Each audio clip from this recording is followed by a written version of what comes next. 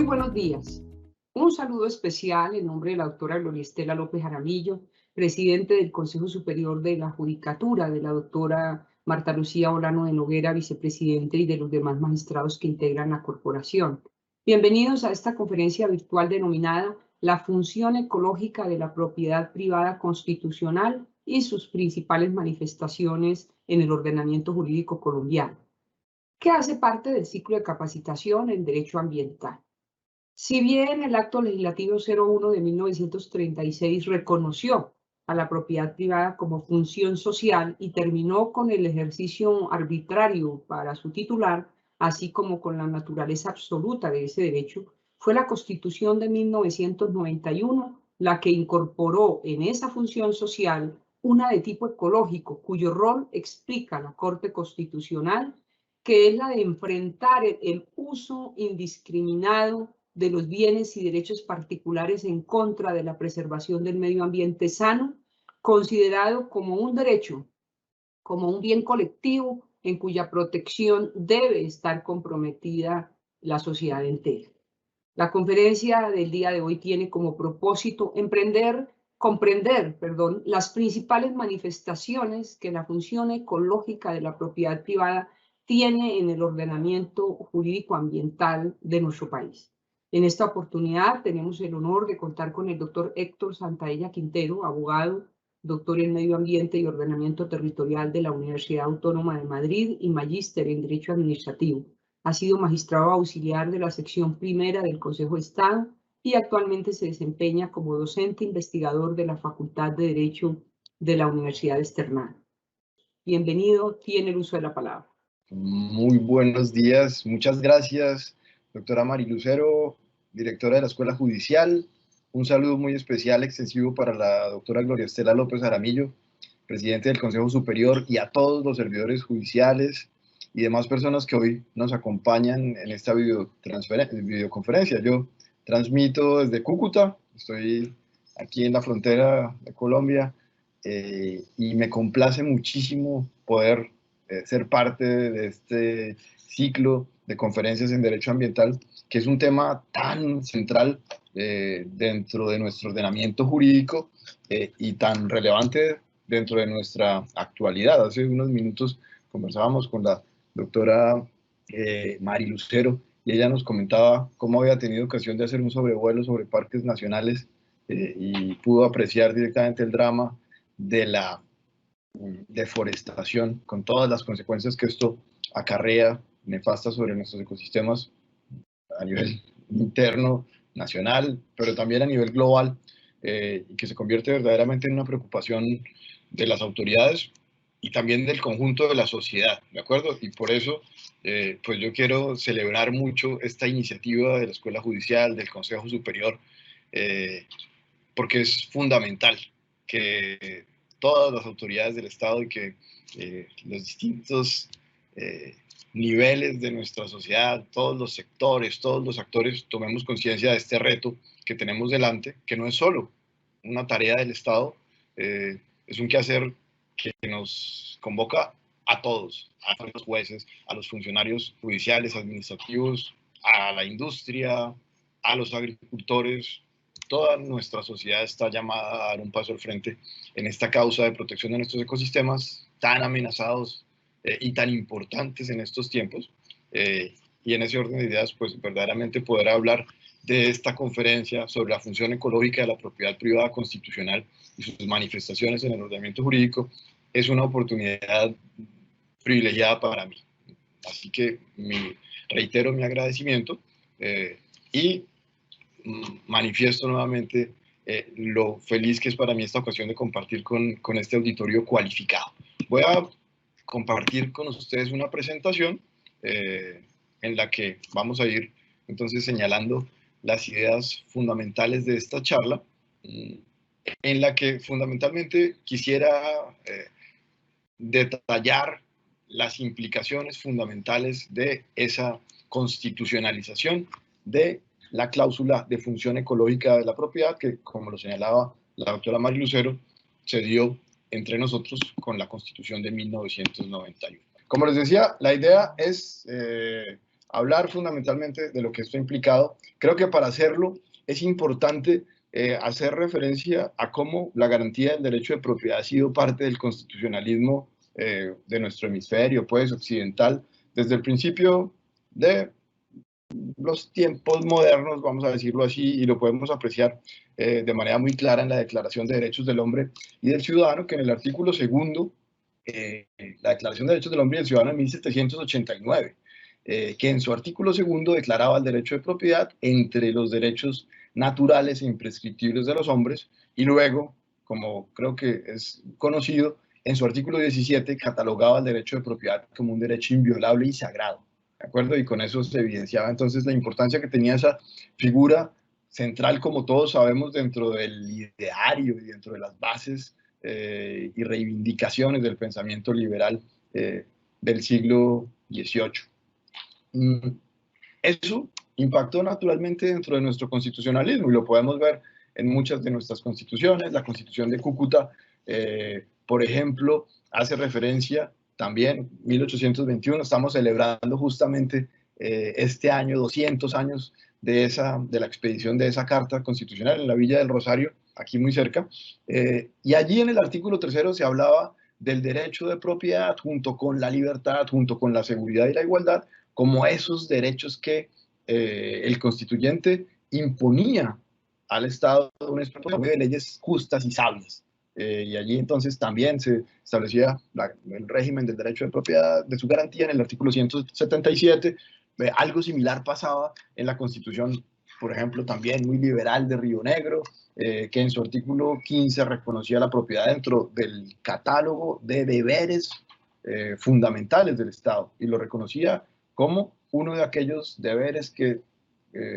constituían la base esencial e invariable de la Unión Federal de ese momento, y el numeral quinto de ese artículo 15 hablaba del derecho de propiedad y de su régimen en línea con lo que el pensamiento liberal establecía, ¿de acuerdo? Y en esto, allí en el siglo XIX, como todos lo sabemos,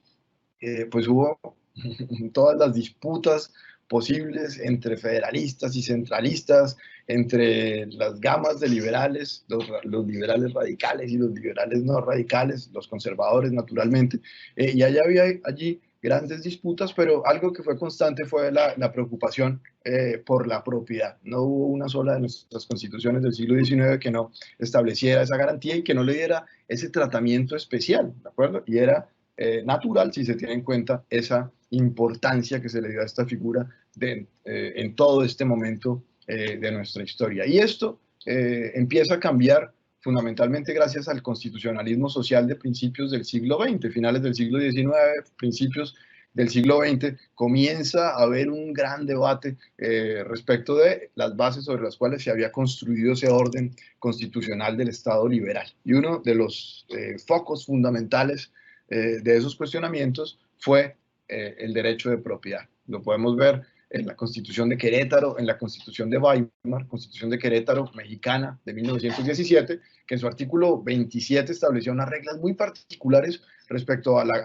régimen del derecho de propiedad. Se reconocía el derecho de propiedad, no se prescindía de él, pero se reconocía y se regulaba de una manera muy particular. Se empezaba a hablar entonces de las implicaciones sociales que tenía este derecho, que era sin duda una de las grandes críticas que se hicieron a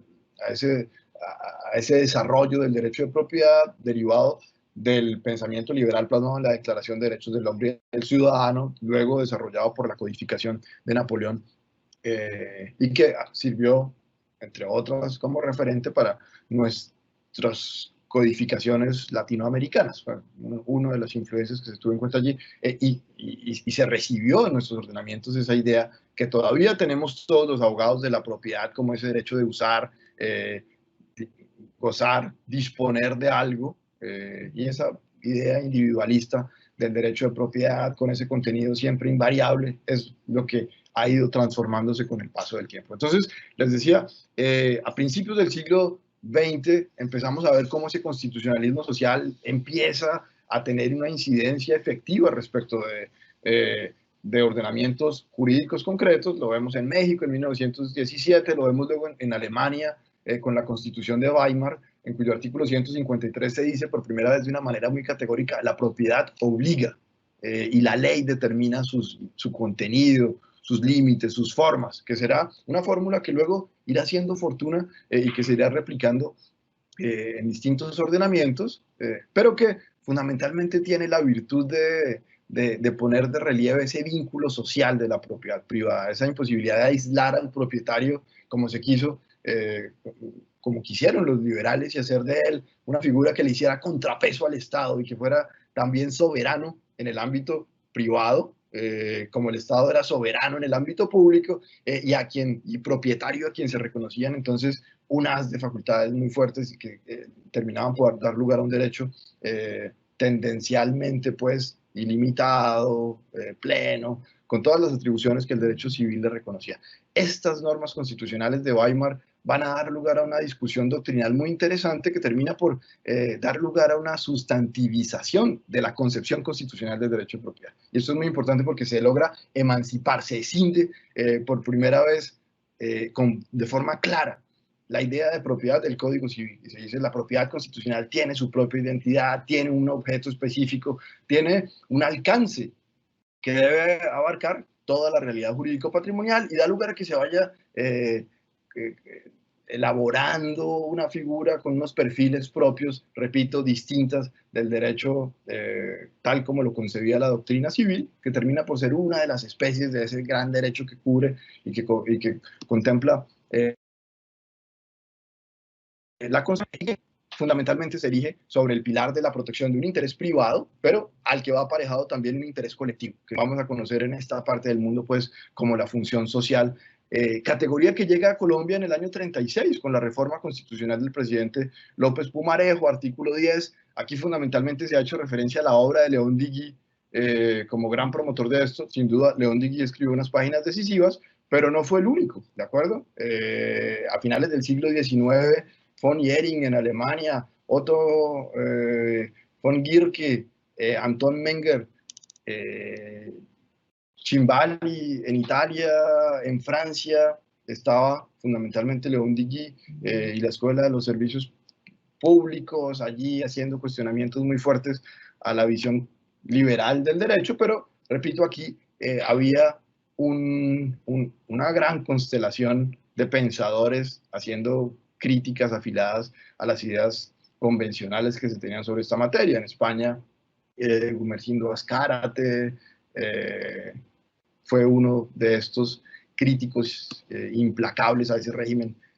clásico. Entonces, a nosotros llega en el año 36, se incorpora entonces la idea de función social de la propiedad, se da ese gran cambio en la forma como se concibe el derecho de propiedad. Esto viene del 36, ¿de acuerdo? Y a mí, por ejemplo, me parece curioso y en cierta forma me da un poco de tristeza ver cómo dentro de nuestro debate público, que a veces es tan pobre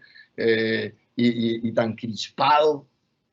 o tan sectario, se hace referencia, por ejemplo, al proyecto de reforma del Código Civil que está cursando en este momento, que verdaderamente no tiene mayor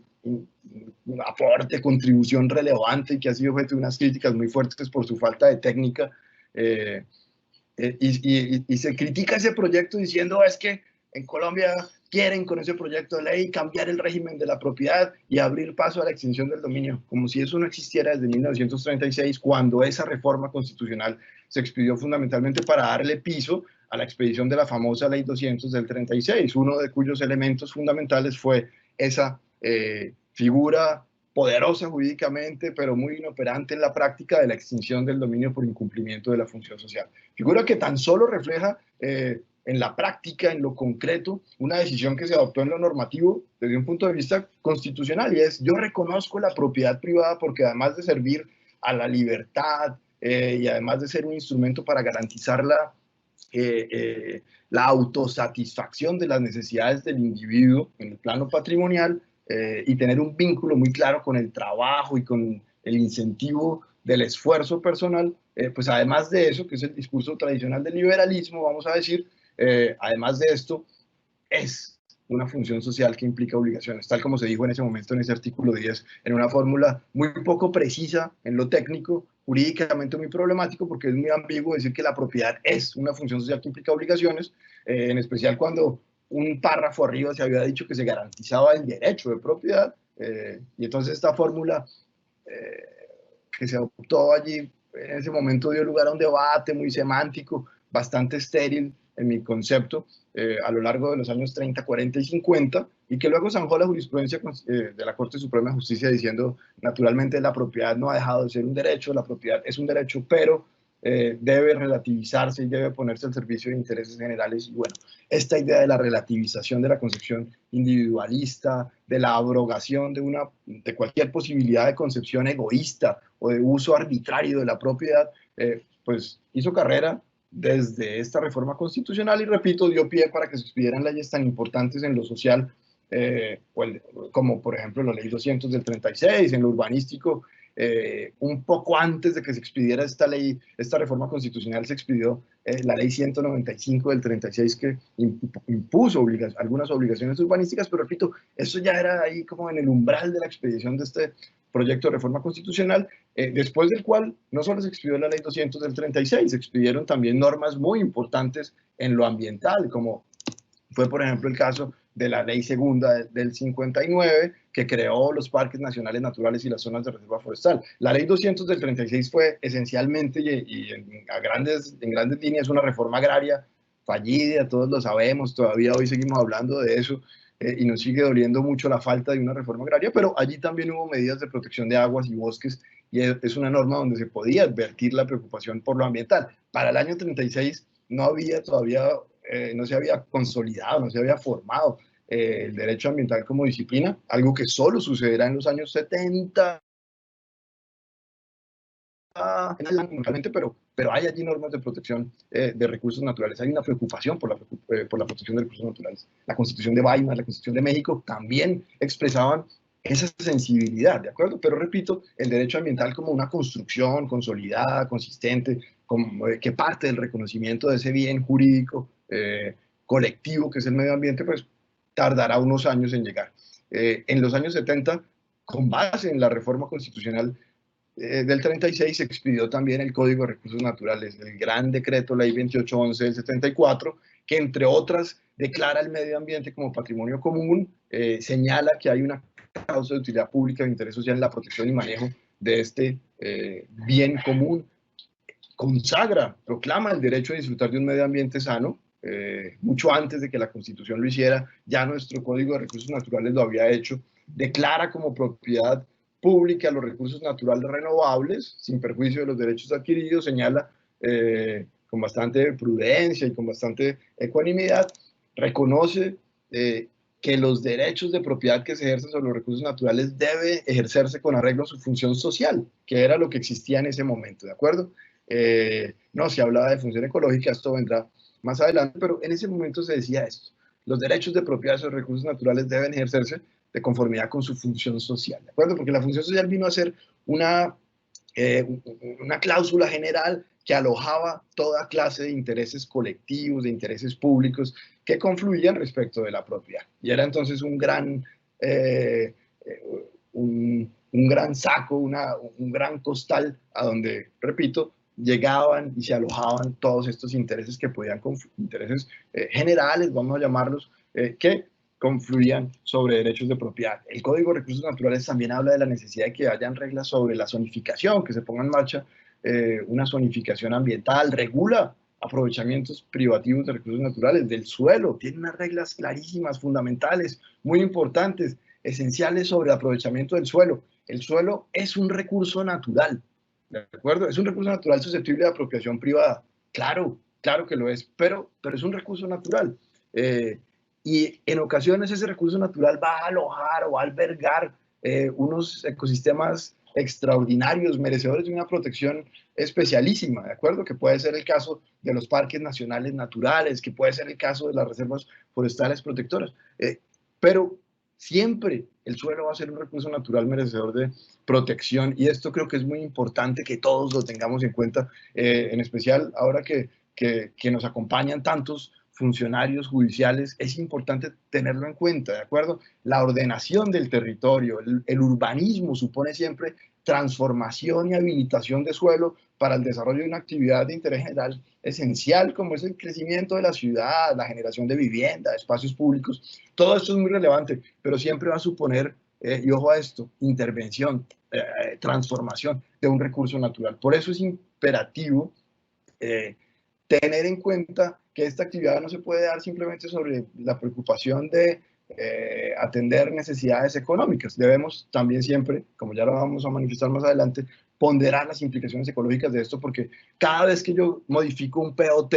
cada vez que yo recalifico un suelo, cada vez que yo apruebo un plan parcial para permitir la urbanización de una zona de expansión urbana, allí estoy dando paso, estoy legitimando, y eso es legal, ¿de acuerdo? Estoy legitimando la transformación de un recurso natural. Repito, es legal, pero es una operación que se debe dar con plena conciencia de lo que ocurre, ¿de acuerdo? Porque desafortunadamente nuestra jurisprudencia constitucional, por ejemplo, y aquí me refiero a la sentencia C-165 de 2015, que surge de una demanda de inconstitucionalidad que presentamos con algunos estudiantes de una práctica en derecho constitucional que yo tuve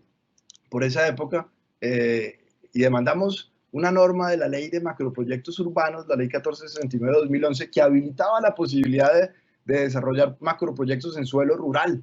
Y el cargo allí era, señores de la Corte Constitucional, es inconstitucional porque desconoce el deber de protección de los recursos naturales, y en particular del suelo en este caso, que se pueda llevar a cabo una intervención de esta magnitud, esta envergadura, como se supone que es un macroproyecto urbano, en suelo rural. Es insostenible desde un punto de vista ambiental, es insostenible también desde un punto de vista fiscal, porque para eso el POT ha configurado un suelo de expansión urbana que debería facilitar mucho más la expansión de las redes de villas, de servicios públicos, el desarrollo del sistema de espacio público, en fin, todo lo que va aparejado a una decisión de esta índole. Y la Corte Constitucional la demanda con un argumento que a mí me parece bastante insólito, y es que el suelo, cuando tiene un especial valor ecológico, se protege, y se protege con un área protegida, y la misma ley ha excluido el desarrollo de estos proyectos en áreas protegidas. Implícitamente lo que nos está diciendo es que el suelo, cuando no es un área protegida, no tiene valor ecológico, y ahí hay un gran error, ¿de acuerdo? Porque, repito, como desde el año 74 lo tiene establecido nuestro Código de Recursos Naturales, el suelo es un recurso natural que se debe aprovechar conforme a las reglas de protección de ese recurso que se fijaron allí en esa norma, y también se hace respecto del agua o respecto de la flora y la fauna. Hay también reglas en el Código Sanitario, Ley 979,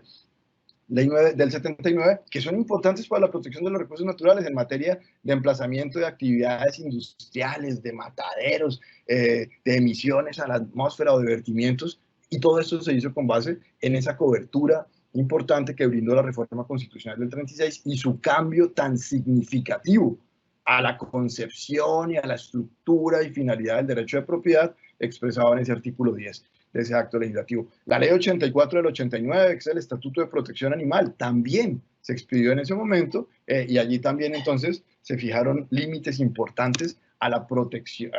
al derecho de propiedad que se tiene respecto de ciertos especímenes de la fauna en Colombia. Entonces, vean ustedes cómo la idea de función ecológica no figuraba en ese momento, ¿de acuerdo? Solo se hablaba de función social de la propiedad a nivel constitucional, con rango constitucional, claro, esa función social, pero su impacto fue muy importante, porque permitió dejar atrás, permitió superar esa idea antigua, esa concepción clásica, individualista del derecho de propiedad, permitió normalizar las intervenciones fuertes del Estado sobre el derecho de propiedad, permitió entender que la propiedad no está aislada, no aísla a un individuo de su contexto social, que por el contrario está claramente conectada con ella, y que esas necesidades de interés público pueden suponer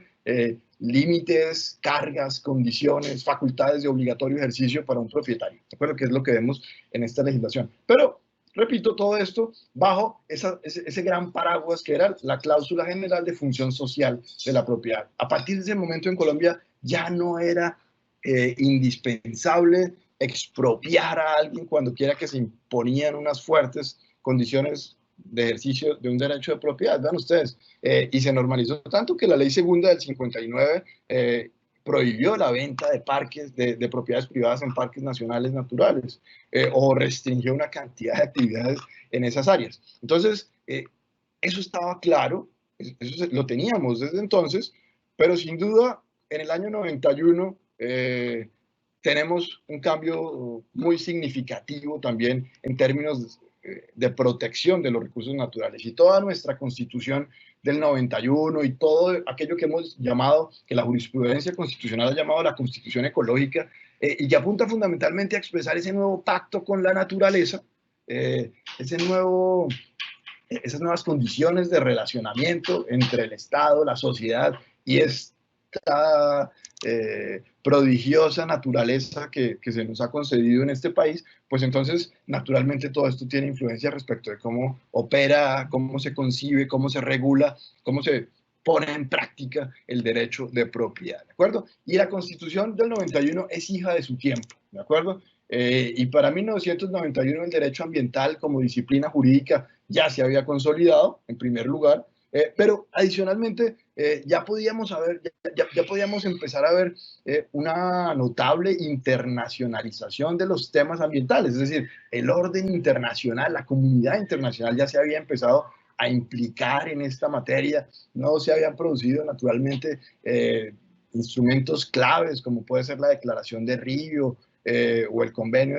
de lucha contra el cambio climático, pero ya para 1991 había un derecho ambiental internacional bastante importante. Estaba la Declaración de Estocolmo, el informe Brundtland con su idea tan útil de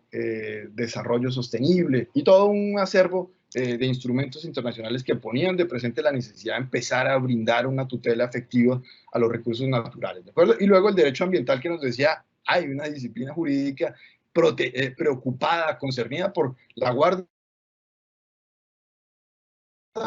autónomo, que es de todos, que es el medio ambiente. Ya no vamos a proteger los recursos naturales porque es importante para la agricultura, o para el desarrollo económico, o para la guarda de la salud pública, que podían ser los enfoques que se advertían en las normas anteriores. Es decir, podemos ver normas preocupadas por la protección de los recursos naturales desde antes de los años 70, pero a partir de ese momento se formaliza el reconocimiento de ese bien jurídico y la preocupación por su guarda, por su tutela, y esto se va expandiendo, y esto tiene una fuerza transformadora importante, tanto que la Constitución lleva a su texto con el más alto rango jurídico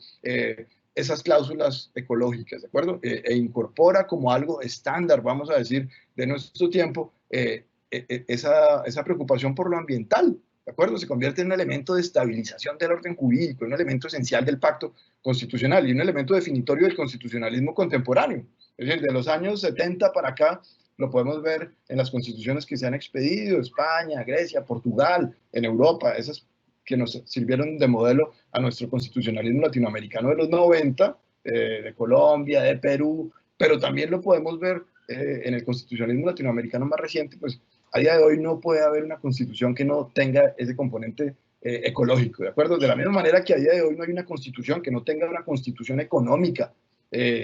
definida, y eso nos supone, como ya lo sabemos a esta altura, constitucionalizar un modelo económico puro, liberal, manchesteriano, o un modelo de economía planificada, vamos a decir, salvo el caso cubano o estos casos extremos, habrá siempre una constitución económica que define un marco,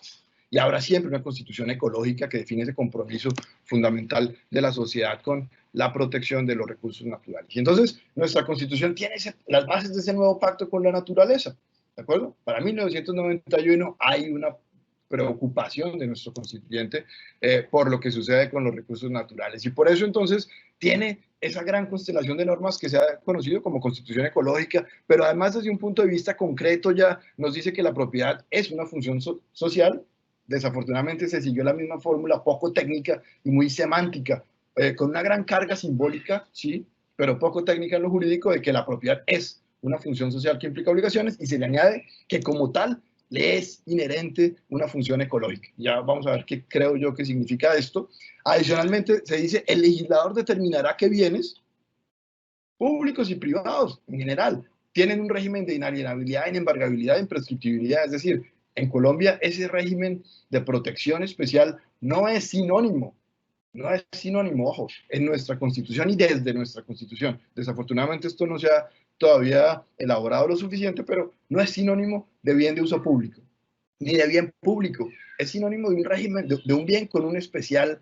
significación para la comunidad, ¿de acuerdo? Pero puede ser público o puede ser privado, ¿de acuerdo? Puede haber propiedades privadas que sean inalienables, inembargables e imprescriptibles. Y entonces ahí habrá ese régimen tan especial que naturalmente el legislador tendrá que dispensar con unos criterios muy restringidos, porque supone darle unas características muy particulares a una propiedad privada, pero es un poco el régimen que tienen nuestros parques nacionales naturales, que ustedes saben pueden ser de propiedad, pueden envolver o englobar o comprender predios de propiedad pública o de propiedad privada. Adicionalmente, la Constitución proclama el derecho de todos a gozar de un medio ambiente sano,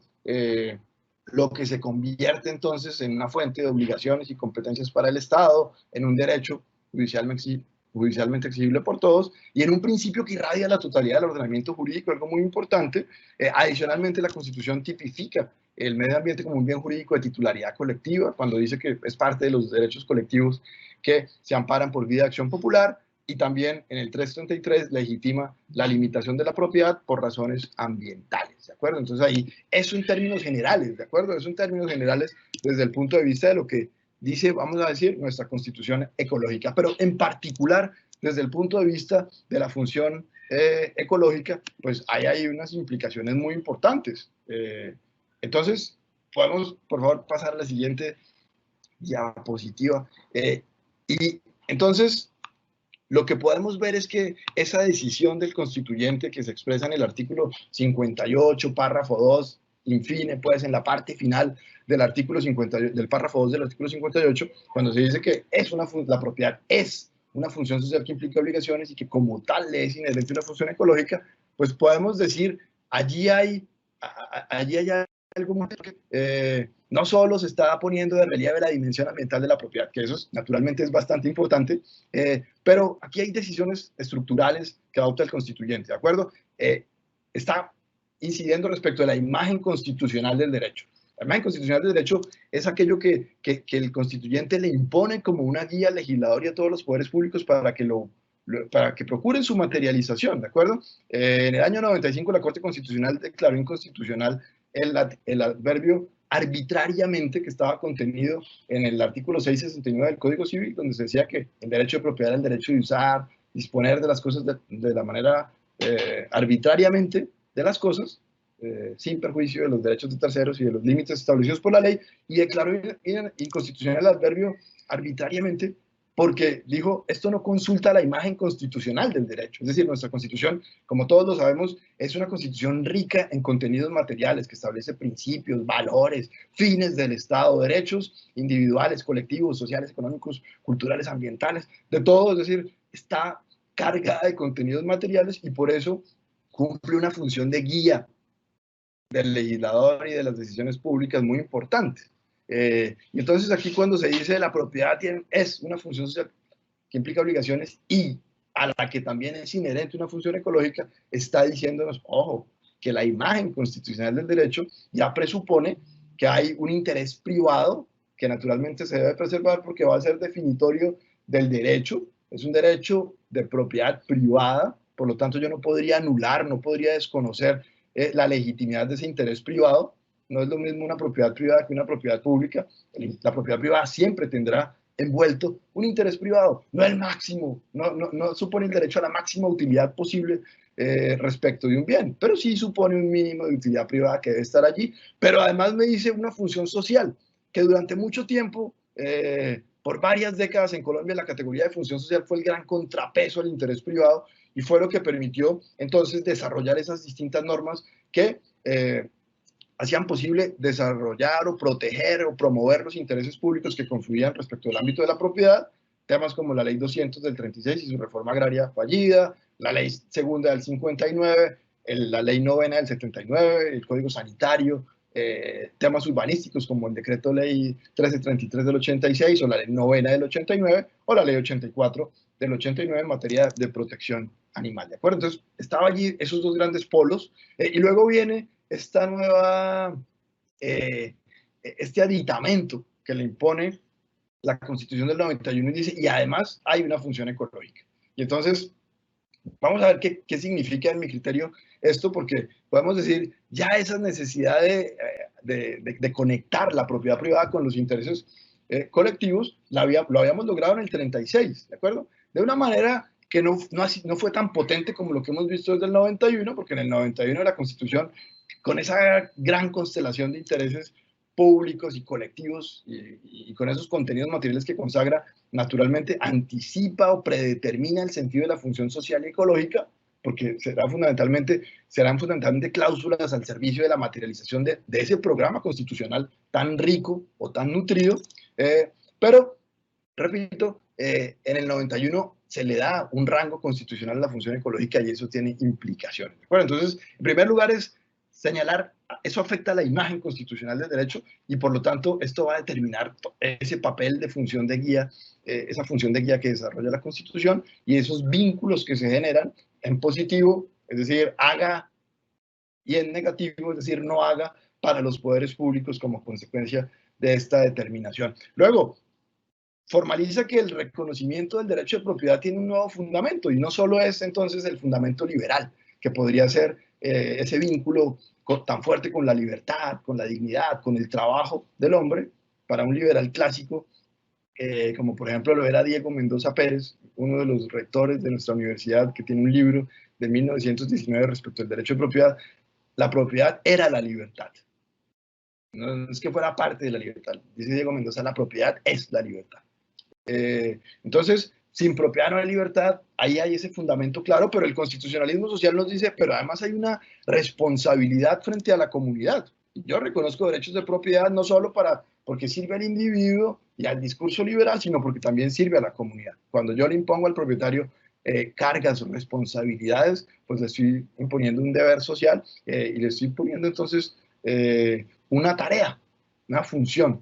Y el no cumplimiento de eso tiene implicaciones, extinción del dominio, por ejemplo, en nuestro Colombia, y allí hay un fundamento claro, y ahora vamos a decir, y también la función ecológica es parte de ese reconocimiento, luego atentar contra los recursos naturales o utilizarlos de manera irracional va a tener implicaciones porque ese compromiso ambiental del propietario, esa responsabilidad frente a la colectividad de, ok, yo tengo este derecho de propiedad, pero inherente a ellos hay responsabilidades muy fuertes cuyo desconocimiento tiene implicaciones, pues entonces ahí hay un fundamento claro que se debe reconocer. Asimismo, implica un mandato de ponderación para todas las autoridades de los intereses ecológicos que pueden estar en juego, ¿de acuerdo? Da ese sentido tan relativo, esa apertura, indeterminación de la cláusula de función social que sirve para todo, que es ese gran saco donde llega todo y donde eventualmente el interés ambiental puede ser uno más,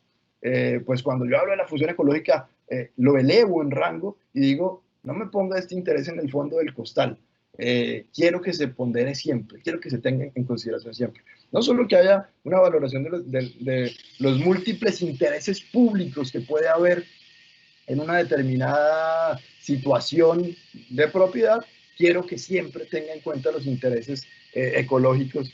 que están aquí en juego. Entonces, ese mandato de ponderación dirigido a todas las autoridades, al legislador, a la administración, a los jueces, ¿de acuerdo? Y adicionalmente, al legislador le impone un deber de desarrollar el régimen del derecho de propiedad de conformidad con esa idea y con esa imagen constitucional que nos ofrece el derecho. Luego, naturalmente también a las instancias de aplicación del derecho les impone un mandato de interpretar y aplicar el derecho conforme a esa idea. Y debo siempre procurar desarrollar el derecho de propiedad en ese delicado equilibrio, en ese ponderado equilibrio que la Constitución nos señala respecto de esos elementos que lo vienen a componer, es decir, interés privado, función social, función ecológica. Allí entre los tres debe haber siempre una preocupación por esa ponderación. Adicionalmente, entonces, tenemos que ese reconocimiento de esa función ecológica, y aquí entonces podemos pasar a la siguiente diapositiva, ese reconocimiento de la función ecológica supone unas implicaciones concretas, ¿de acuerdo? Aquí he venido hablando de cosas abstractas, del mensaje que esto nos transmite, pero en particular yo podría decir que en forma concreta ese reconocimiento de la función ecológica de la propiedad resulta decisiva por al menos 4 razones, ¿de acuerdo? Una primera razón, diría yo, es que permite precaver los riesgos de una concepción economicista, desarrollista, reduccionista de la idea de función social, ¿de acuerdo? ¿Por qué? Porque si bien es cierto que aquí, como lo mencionaba antes, la idea de función social permitió desarrollar y tutelar y promover intereses ecológicos durante muchas décadas, más de 50, pues también es cierto que al ser un interés público más que cae dentro del saco del interés general, podría terminar eclipsado, podría terminar minusvalorado, podría resultar ignorado, ¿de acuerdo? Y la Constitución, cuando dice esto, lo que supone, como lo decía antes, es poner para usar la expresión célebre en estos tiempos, en la primera línea, los intereses colectivos, ¿de acuerdo? Y entonces, ambientales, intereses colectivos ambientales que deben entrar a ser ponderados con el interés privado que debe estar siempre y que se debe respetar en un mínimo que la Constitución exige, con los intereses sociales relevantes,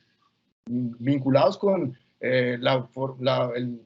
creación de puestos de trabajo o la generación de rentas para el Estado o para la comunidad,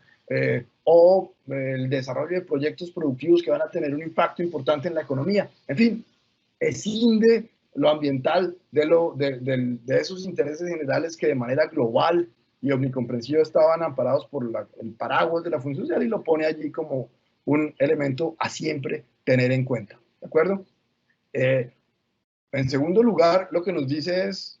legítimo que existan propiedades privadas respecto de bienes que tienen un especial valor ambiental, ¿de acuerdo? Y esto es fundamental. Esto es fundamental porque esto supone un cambio en la concepción que pueden tener las autoridades respecto de muchos bienes, ¿de acuerdo?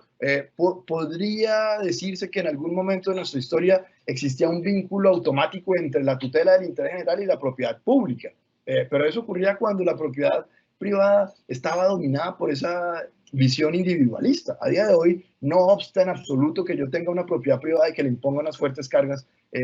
al planeta, porque la propiedad es una función social y como tal es inherente una función ecológica. Entonces resulta absolutamente normal, ¿de acuerdo? Que yo le pueda limitar a un propietario su facultad de uso, goce o disposición por razones ambientales, ecológicas. Y no pasa nada, ¿de acuerdo? Yo para proteger un páramo no tengo que disponer que sea objeto de expropiación, para disponer un parque, para proteger un parque nacional natural, un nacimiento de agua, una zona de recarga. Basta con que defina regímenes de uso adecuados para lograr ese objetivo, ¿de acuerdo? Y eso lo podemos ver cómo evoluciona nuestro sistema de una manera muy positiva con una figura como las reservas naturales de la sociedad civil o con la obligación que tenía el Estado inicialmente con la ley 99 del 93 de invertir un 1% de los recursos de libre destinación de los municipios para comprar, en principio, el legislador 1993 dijo, para comprar ecosistemas estratégicos en las zonas de producción hídrica y en los ecosistemas estratégicos para las comunidades. Y esa norma fue evolucionando hasta que a día de hoy tenemos la posibilidad de que esos recursos se apliquen al pago por servicios ambientales a propietarios privados que van a estar allí comprometidos con los usos de suelo y con la protección de ciertos ecosistemas que son relevantes para todos, ¿de acuerdo? Lo mismo que podemos ver con las reservas naturales de la sociedad civil. Entonces, a día de hoy, esa ecuación que existió en algún tiempo entre protección del interés general y propiedad pública está rota, está superada, ¿de acuerdo? Y puede haber protección de intereses ecológicos en manos privadas, y la Constitución lo formaliza por esta vía, ¿de acuerdo? Solo que no va a ser una propiedad cualquiera, no va a ser una propiedad del Código Civil y va a haber regímenes especiales. Esto lo ha dicho la Corte Constitucional, por ejemplo, en muchas oportunidades respecto de ciertos bienes inmuebles que están en áreas protegidas o respecto de la propiedad de los animales, que es legítimo, pero que supone entonces unos compromisos muy especiales de tutela, en este caso del bienestar animal. ¿De acuerdo? Adicionalmente, ese reconocimiento de la función ecológica de la propiedad impone el mandato de consideración de los intereses ecológicos, ya lo señalaba en consideración, y en primer lugar se lo impone al legislador. El legislador debe siempre tener en cuenta cuáles pueden ser las implicaciones ecológicas del ejercicio de un determinado derecho de propiedad, ¿de acuerdo? De manera que esto debería dar lugar a que se expidan distintos regímenes de propiedad en función de qué tan valiosos son los intereses ecológicos en juego, como lo vemos en nuestra realidad, ¿de acuerdo? Y por eso no es lo mismo ser propietario de un predio que está en un parque nacional natural que ser propietario de un predio que está en un distrito de manejo integrado, o que está en una ronda hídrica, o que está en un páramo. Hay allí distintas reglas de uso de suelo que van a responder o van a hacer función del valor ecológico que tenemos allí de por medio. Y naturalmente todo esto debe ser tenido en cuenta por las autoridades que van a interpretar y aplicar el derecho, ¿de acuerdo? Y entonces es importante tomar todo esto en consideración. Allí yo creo que esto estaba ya previsto para cerrar, pero creo que no vamos a alcanzar. Se agotó el tiempo. Estoy en Cúcuta, entonces estoy sudando acá. Hace calor. Pero simplemente señalar algo muy rápidamente, y es el legislador tiene esa primera responsabilidad que la Constitución señala y a la que hacía referencia de manera anterior, y es configure los contenidos del derecho de propiedad de una manera tal que haga posible ese aprovechamiento sostenible del recurso, que haga posible conciliar el interés del particular con el interés de la comunidad en la preservación del recurso, ¿de acuerdo? Esa función ecológica de la propiedad no supone una prohibición de aprovechamiento privado, una prohibición de explotación, no, todo lo contrario, supone un poco llevar a la sede de la propiedad privada esa preocupación por el desarrollo sostenible, por el aprovechamiento racional de un determinado recurso natural. Recuerden, lo que hay ahí es una legitimación de la propiedad privada de bienes que tienen un especial valor ambiental, pero naturalmente no de cualquier forma, naturalmente no de manera incondicional. Le impone al legislador entonces la carga de configurar un régimen acorde con esas exigencias o con esos requerimientos del interés general, que en este caso se proyectan en la necesidad de conservar, de proteger, de tutelar ese recurso. Y esa labor del legislador se conoce como la delimitación del contenido del derecho de propiedad. Y entonces aquí diría yo, simplemente rápidamente ya para concluir, aquí el legislador debe tener en cuenta las limitaciones que la Constitución le ha impuesto, ¿de acuerdo? No de forma explícita, que es una de las grandes situaciones problemáticas que tenemos aquí, es la Constitución no fija unos límites claros o unas condiciones para el ejercicio del poder de delimitación del contenido del derecho de propiedad, como si lo hace respecto de la expropiación, por ejemplo, pero sistemáticamente uno puede analizar el tema y derivar que hay una reserva de ley imperante en esta materia. Por lo tanto, el legislador tiene la responsabilidad de definir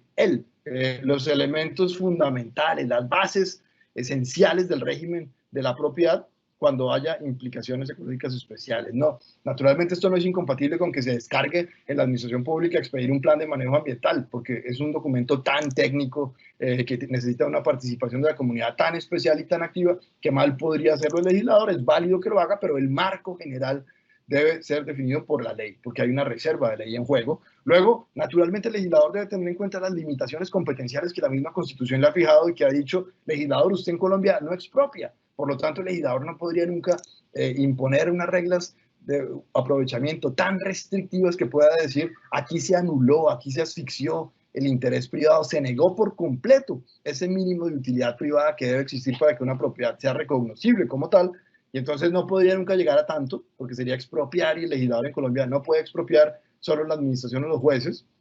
Y luego, naturalmente, ya en lo sustancial, debe tener en cuenta principios como la razonabilidad, es decir, apuntarle siempre a objetivos constitucionalmente admisibles. La protección del medio ambiente lo será, naturalmente. Debe tener en cuenta ese mandato de ponderación, es decir, legislador, identifique los distintos intereses en juego y sopéselos, identifíquelos, reconózcalos, pondérelos, póngalos en peso y tome decisiones que sean ponderadas. La ponderación siempre supone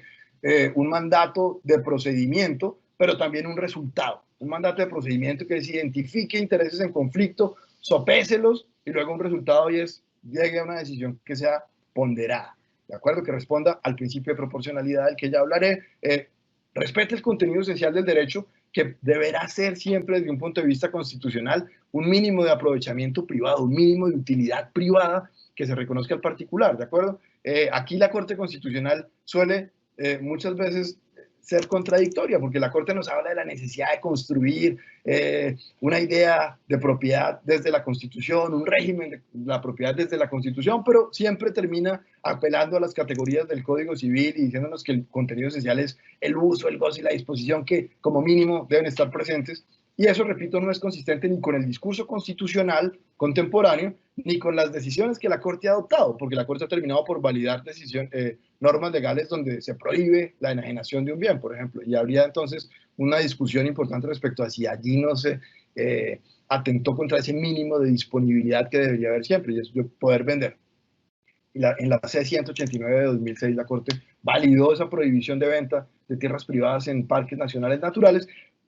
lo que en últimas obliga a reconstruir un concepto de contenido esencial distinto, ¿de acuerdo? Que sería ese mínimo de utilidad privada, ese mínimo de aprovechamiento individual que hace que la propiedad sea un derecho, ¿de acuerdo? Y luego,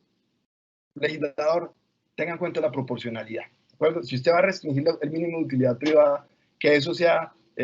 por una razón constitucionalmente válida, que el mecanismo sea idóneo para lograr ese fin, que la restricción sea necesaria y que, de nuevo, el resultado sea ponderado, es decir, que gane más de lo que pierde en términos de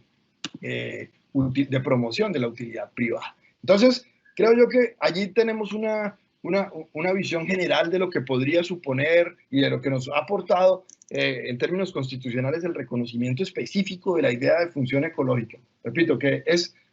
una proyección más de esa ecologización de nuestro derecho en general, de nuestro derecho constitucional en particular, y que genera unas obligaciones clarísimas en cabeza de las autoridades, ¿de acuerdo?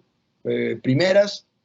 pero no únicas, responsables de la guarda de nuestros ecosistemas. Y digo primeras, pero no únicas, porque naturalmente son ellas las primeras destinatarias de toda esta carga de responsabilidad que supone la tutela de nuestros ecosistemas, pero como lo viene a recordar la idea de función ecológica de la propiedad, el propietario también está allí. El propietario también está allí y entonces será importante que nuestras autoridades judiciales le exijan esa responsabilidad, ¿de acuerdo? Y por eso, al echar un vistazo a la jurisprudencia constitucional, por ejemplo, o administrativa, lo que podemos ver es una permanente reiteración de los jueces a los propietarios de lo que esto supone, de distintas maneras, ¿de acuerdo? Pero decirle, no es legítimo que usted haga un aprovechamiento irracional de su propiedad y arroje aguas residuales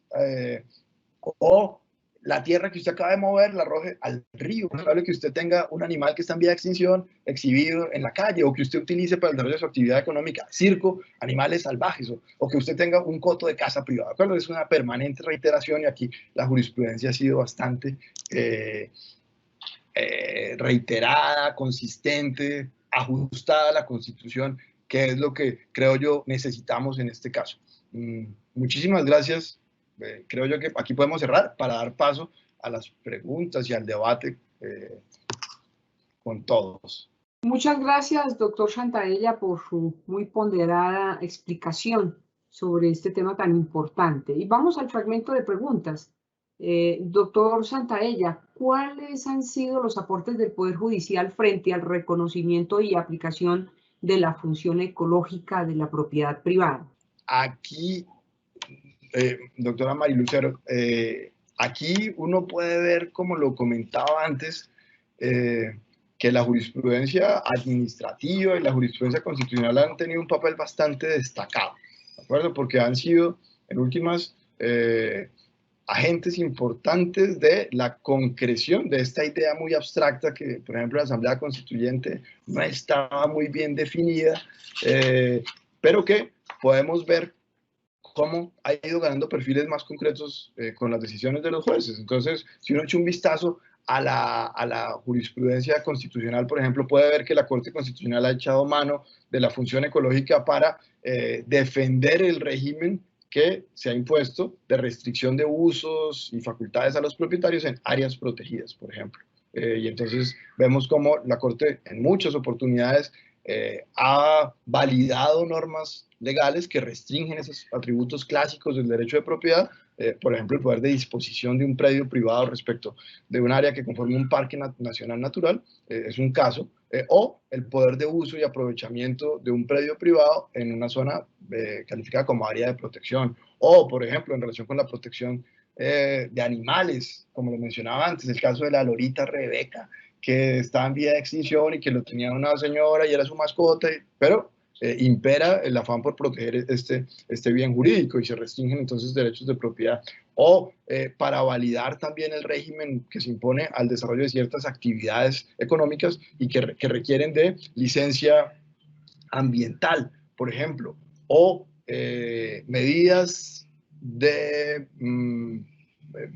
preventivas por parte de las autoridades ambientales para proteger ciertos intereses ecológicos, o para defender la categoría misma de la licencia ambiental, que resulta bastante limitante de la actividad económica. También ideas como el decomiso de ciertos bienes, porque en su ejercicio del derecho de propiedad se atenta contra bienes. En materia urbanística, por ejemplo, el Consejo de Estado ha sido bastante claro en señalar que no cualquier restricción al derecho a las facultades del propietario o cambio de uso en el suelo va a generar responsabilidad patrimonial del Estado, y todo eso gira siempre en torno a la idea de función ecológica. Entonces, nuestros jueces han jugado un papel aquí decisivo, ha sido importante para poder esclarecer, para poder darle concreción a esa figura que, repito, en la Constitución aparece bastante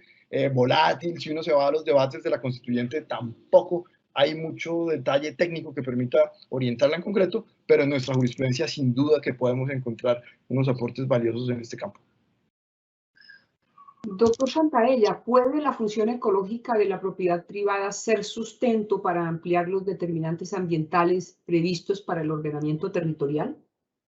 Doctora Marilucero, los determinantes ambientales de la ordenación del territorio, aquí permítanme hacer una breve referencia a la categoría general, son decisiones de instancias administrativas supramunicipales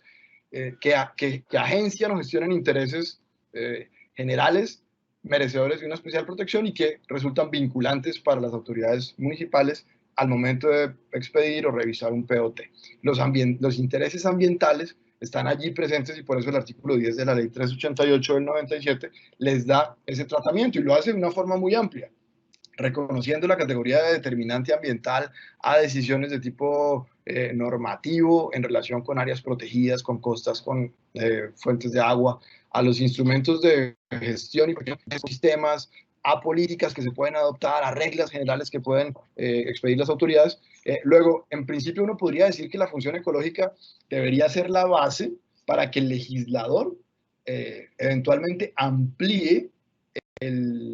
las decisiones administrativas a las que se le puede reconocer la calidad de determinante ambiental, ¿de acuerdo? Y eso entonces permitiría que las autoridades ambientales adopten más decisiones concretas que tengan ese rango especial de determinante ambiental, ¿de acuerdo? Naturalmente, y creo que esto puede ser muy importante, las consideraciones relacionadas con la función ecológica de la propiedad deberían estar en la base del ejercicio que hace un municipio de su poder de ordenar el territorio, clasificando un determinado paraje como suelo de protección, por ejemplo, con independencia de lo que se determina en la instancia superior y que podemos calificar como un determinante ambiental, el municipio siempre va a poder tomar esa decisión. Yo califico como un suelo de protección esta área por razones de prevención de riesgos, de conservación del paisaje, de protección de la naturaleza. Ahí hay también esa importante función que cumple esta categoría, diría yo. Doctor Santaella, ¿en qué medida los planes de ordenamiento territorial son instrumentos que desarrollan esta importantísima función? Los planes de ordenamiento territorial son esenciales, como lo mencionaba antes, porque en última son el instrumento diseñado por el legislador para posibilitar esa aspiración constitucional de ordenar un territorio, de procurar reglas que hagan posible un aprovechamiento racional, ordenado, sostenible, incluyente, seguro de nuestro territorio. Nuestra Constitución, así como tiene unas importantes determinaciones en lo ambiental, y es la respuesta lógica a lo que hemos visto de destrucción de nuestra naturaleza, también tiene unas medidas muy importantes en lo que tiene que ver con la ordenación del territorio y, de nuevo, es la respuesta lógica al desgobierno de nuestro territorio, a esa ocupación espontánea, caótica, problemática del territorio que por siglos hemos visto en Colombia. Y entonces le da esa responsabilidad al municipio y el legislador le dice, y lo va a hacer a través del POT, o el EOT o el PBOT, pero a través de ese instrumento, y es allí donde el municipio puede, en el marco trazado por la ley, porque la ley le define un marco y le define unos instrumentos y unos límites muy claros, usted, municipio, va a procurar ordenar su territorio y a proteger sus recursos naturales y a preservarlos a su comunidad de desastres técnicamente previsibles y a proteger su patrimonio histórico-cultural, y entonces haga uso de esa autonomía. Y como les decía, aquí la idea de función ecológica de la propiedad, el mandato de protección y garantía del medio ambiente sano se vuelven esenciales, porque son cánones que deberían orientar esas decisiones de las autoridades en general, ¿de acuerdo? Con el conflicto que esto tiene de que el POT es un instrumento local que no puede ignorar competencias de la nación y tomar decisiones como si el municipio fuera soberano, pero sin duda en el marco de los límites legales que se dan para ejercer esta competencia es decisivo. Doctor Santaella, ¿se podría decir que hay abuso de ese poder de ordenación territorial? Por ejemplo, cuando se legalizan veredas que han sido resultado de deforestación o tierras baldías, en el caso de la enorme deforestación de los parques nacionales como la Macarena, Chiviriquete, Nucac. Ay, doctora May Lucero, ahí es un tema muy complejo porque nos enfrenta a uno de los dramas de nuestra sociedad y es esa aparente condena que tiene nuestro derecho a ir después de los hechos, ¿de acuerdo? Y producto muchas veces de la inacción, de la omisión de nuestras autoridades, que por distintas razones terminan tolerando actuaciones contrarias a derecho,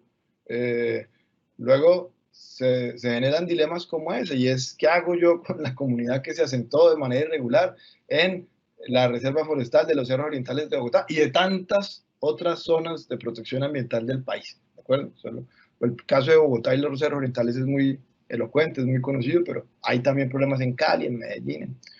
Y la autoridad lo tolera, la autoridad lo permite, como lo ha hecho con el espacio público, como lo ha hecho con tantas cosas. Y cuando se llega a un clamor general por una respuesta de la autoridad respecto a ese problema, el problema puede ser tan grande que va a dificultar su tratamiento, y entonces vamos a tener de por medio situaciones, estados de confianza, o vamos a tener de por medio derechos fundamentales como el ejercicio al trabajo, al mínimo vital, derechos de los niños. Y todo eso no va a suponer una imposibilidad absoluta para que las autoridades actúen,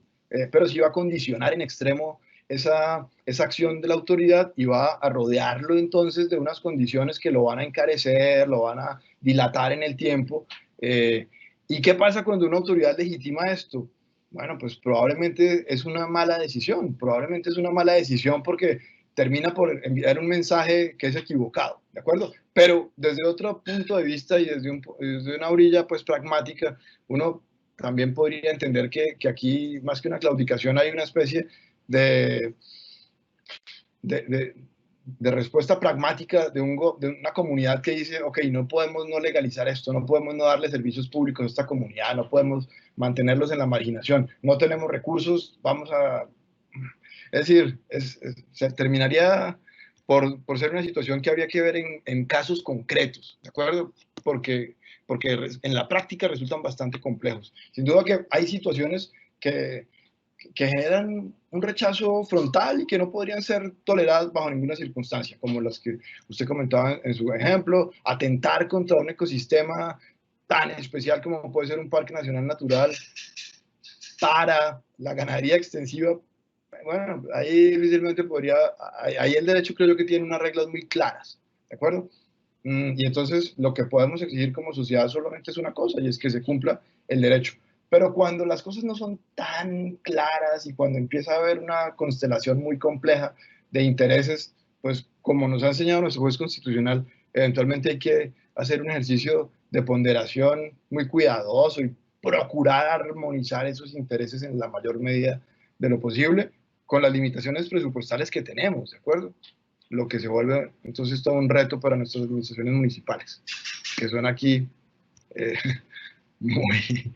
muy heroicas en muchos casos. Nuestro agradecimiento especial al doctor Héctor Santaella Quintero por su clara y ponderada explicación sobre la función ecológica de la propiedad privada y sus principales manifestaciones, pues nuestra Constitución Política de 1991 la prevé como otro de los derechos y principios rectores que incide en el derecho ambiental y que contiene elementos como la motivación del régimen de obligaciones que pueden gravar el suelo para asegurar el cumplimiento de su función ecológica o permitir la imposición de determinantes ambientales en el ordenamiento territorial local y que sin duda generan enormes responsabilidades, deberes y obligaciones a todos. Muchas gracias a todos los servidores y servidores judiciales que se interesaron en esta conferencia, así como a todas las personas que de una u otra manera interactúan en el sector justicia. Y a propósito del tema de hoy, tan claramente expuesto por el doctor Santaella, nuestro invitado de hoy, nos despedimos con una frase del escritor y ambientalista estadounidense Edward Abbey. La naturaleza no es un lujo, sino una necesidad del espíritu humano como el agua o el pan. Muchas gracias. Feliz resto de día para todos y para todas.